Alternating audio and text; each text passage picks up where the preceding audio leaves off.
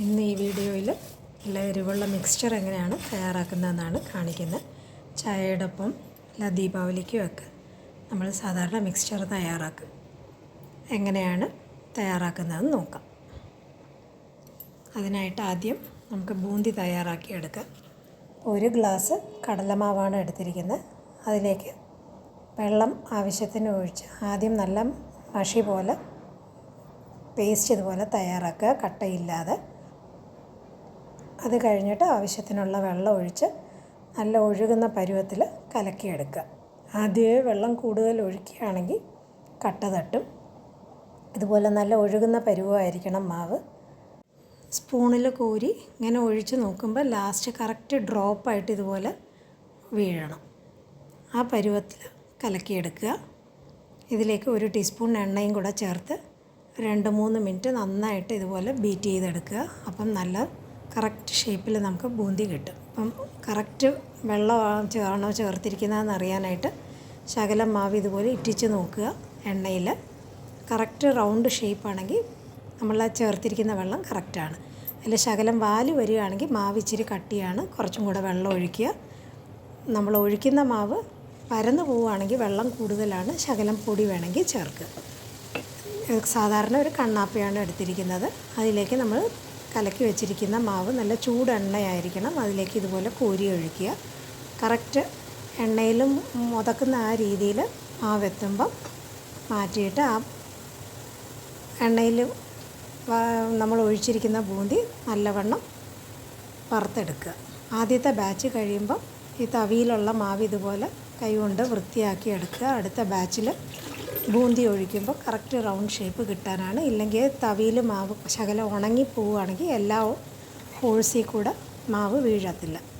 നല്ലോണം ഒച്ച അടങ്ങുന്നത് വരെ ഇതുപോലെ വറുത്ത് കോരി മാറ്റി വയ്ക്കുക. ഇതുപോലെ തന്നെ ബാക്കിയുള്ള ബാച്ചും ബൂന്തി തയ്യാറാക്കി എടുക്കുക. അപ്പം ആദ്യം വൃത്തിയാക്കി വെച്ചിരിക്കുന്ന അതേ തവിയിലാണ് നമ്മൾ മാവ് ഒഴിക്കുന്നത്. നമ്മൾ വൃത്തിയാക്കാതെ വെച്ചിരിക്കുകയാണെങ്കിൽ ചില ഓട്ടകളിൽ മാവ് കട്ട പിടിക്കും. അപ്പം കറക്റ്റ് ഷേപ്പിൽ നമുക്ക് ബൂന്തി കിട്ടത്തില്ല. ഇതുപോലെ എല്ലാ ബൂന്തിയും വറുത്ത് കോരിയെടുക്കുക. നല്ല കുറച്ചും കൂടെ കളർ മൂപ്പിച്ചെടുക്കണം എന്നുണ്ടെങ്കിൽ നന്നായിട്ട് മൂപ്പിച്ചെടുക്കുക. ഏതായാലും നമ്മൾ മിക്സ്ചറിലാണ് ഇത് ആഡ് ചെയ്യുന്നത്. അപ്പോൾ നല്ല മൂപ്പിച്ചെടുക്കുകയാണെങ്കിലും നല്ല കരികരിപ്പായിട്ട് കിട്ടും. ഇതുപോലെ കോരി ഒരു ടിഷ്യൂവിൽ മാറ്റി വയ്ക്കുകയാണെങ്കിൽ ബാക്കിയുള്ള എണ്ണ ടിഷ്യൂവിൽ വലിഞ്ഞ് കിട്ടും. ബാക്കിയുള്ള ബൂന്തിയും ഇതുപോലെ തയ്യാറാക്കി എടുക്കുക. അപ്പോൾ തയ്യാറാക്കിയ ബൂന്തി ഇതുപോലെ തന്നെ നമുക്ക് മിക്സ്ചറിൽ ചേർക്കാം.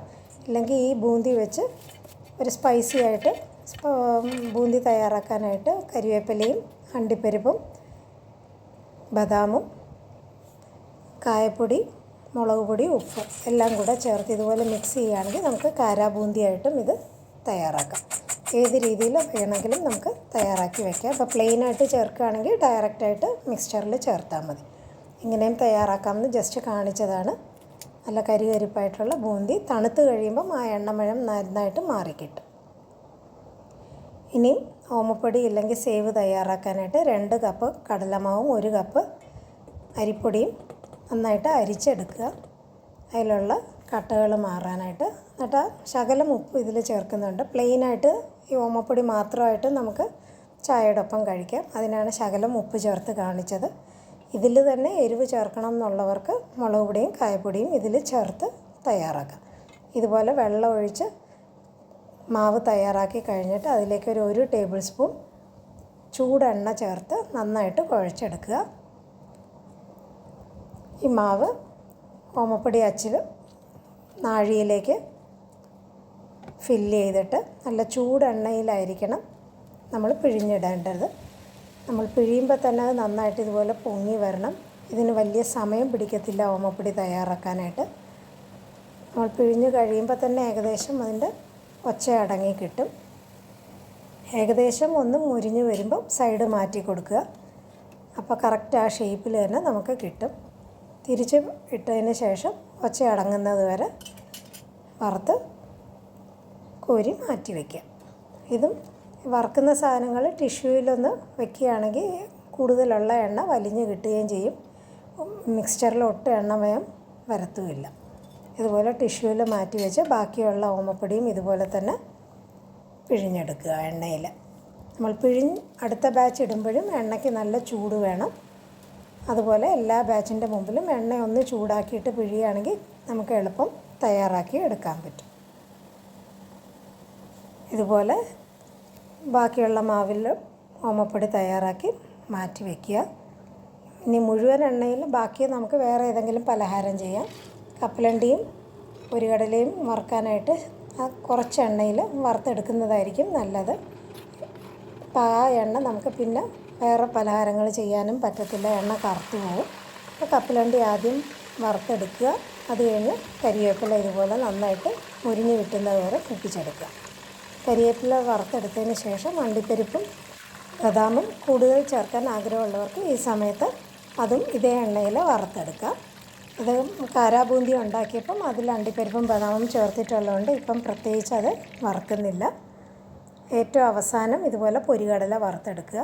പൊരികടല ഏകദേശം വറുത്തെടുത്ത് കഴിയുമ്പം എണ്ണ നന്നായിട്ട് കറക്കും. പിന്നെ അതിലേക്ക് നമ്മൾ ബാക്കി ഒന്നും വറുക്കാനായിട്ട് പറ്റത്തില്ല. അതുകൊണ്ട് പൊരികടലയും വറുത്ത് എല്ലാം ടിഷ്യൂവിൽ വെക്കുകയാണെങ്കിൽ എളുപ്പം അത് എണ്ണ നന്നായിട്ട് വലിഞ്ഞ് കിട്ടും. ഓമപ്പൊടി ഇതുപോലെ ഒന്ന് പൊടിച്ചെടുക്കുക. ഇനി മിക്സിംഗ് ആണ്. ഇതിലേക്ക് വറുത്ത് വെച്ചിരിക്കുന്ന കപ്പലണ്ടി, പൊരികടല, കരിവേപ്പില, ബൂന്തി ചേർക്കുക.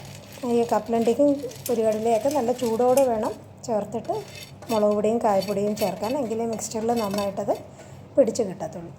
ഇപ്പം ബൂന്തിയിലെല്ലാം മിക്സ് ചെയ്ത് വെച്ചിരിക്കുന്നതുകൊണ്ട് ഈ സമയത്ത് ഞാൻ ബൂന്തി ചേർക്കുന്നില്ല. പ്ലെയിൻ ബൂന്തിയാണ് ചേർക്കുന്നതെങ്കിൽ ഇപ്പം തന്നെ ചേർത്തിട്ട് വേണം മുളക് പൊടിയും കായപ്പൊടിയും ചേർക്കാനായിട്ട്. ഒരു ടീസ്പൂൺ കായപ്പൊടി ചേർത്തിട്ട് എരിവിനാവശ്യമുള്ള മുളക് പൊടിയും ഇതിൻ്റെ കൂട്ടത്തിൽ ഒരു ടീസ്പൂൺ പഞ്ചസാരയും പിന്നെ അവരവരുടെ സ്വാദിനനുസരിച്ചുള്ള ഉപ്പും കൂടെ ചേർത്ത് നന്നായിട്ട് തവി വെച്ച് യോജിപ്പിച്ചെടുക്കുക. അതുപോലെ 2 തവി വെച്ച് ഇതുപോലെ മിക്സ് ചെയ്യുകയാണെങ്കിൽ എളുപ്പം മുളക് പൊടി എല്ലായിടത്തും മിക്സ് ചെയ്ത് കിട്ടും. ഇനി ഇഷ്ടമുള്ളവർക്ക് ഇതിൽ വറുത്ത പൊട്ടറ്റോ ചിപ്സ് പോലത്തേതോ അല്ല ചെറിയ സ്റ്റിക്സ് പോലത്തെ പൊട്ടറ്റോ എല്ലാം നമുക്ക് അവരവരുടെ ഇഷ്ടമുള്ള എന്തൊക്കെയാണോ അതൊക്കെ ഇതിൽ ചേർക്കുകയും ചെയ്യാം. തണുത്ത് പോകാത്ത ഐറ്റംസ് ആയിരിക്കണം ചേർക്കാനായിട്ട് വറുത്തത്. ഇതിൽ ലാസ്റ്റ് ഇതുപോലെ വറുത്ത ബൂന്തിയും കൂടെ ചേർത്ത് നന്നായിട്ട് യോജിപ്പിച്ച് കഴിയുമ്പോൾ മിക്സ്ചർ റെഡിയാവും. കൂട്ട് നന്നായിട്ട് തണുത്ത് കഴിഞ്ഞ് നല്ല എയർ ടൈറ്റ് ആയിട്ടുള്ള പാത്രത്തിൽ സൂക്ഷിച്ച് വയ്ക്കുകയാണെങ്കിൽ 1-2 മാസം സുഖമായിട്ട് നമുക്കിത് സ്റ്റോർ ചെയ്ത് വെക്കുകയും ചെയ്യാം. എല്ലാവരും തയ്യാറാക്കി നോക്കുക. വീഡിയോ ഇഷ്ടപ്പെടുകയാണെങ്കിൽ ലൈക്ക് ചെയ്യുക, ഷെയർ ചെയ്യുക, സബ്സ്ക്രൈബ് ചെയ്ത് സപ്പോർട്ട് ചെയ്യുക.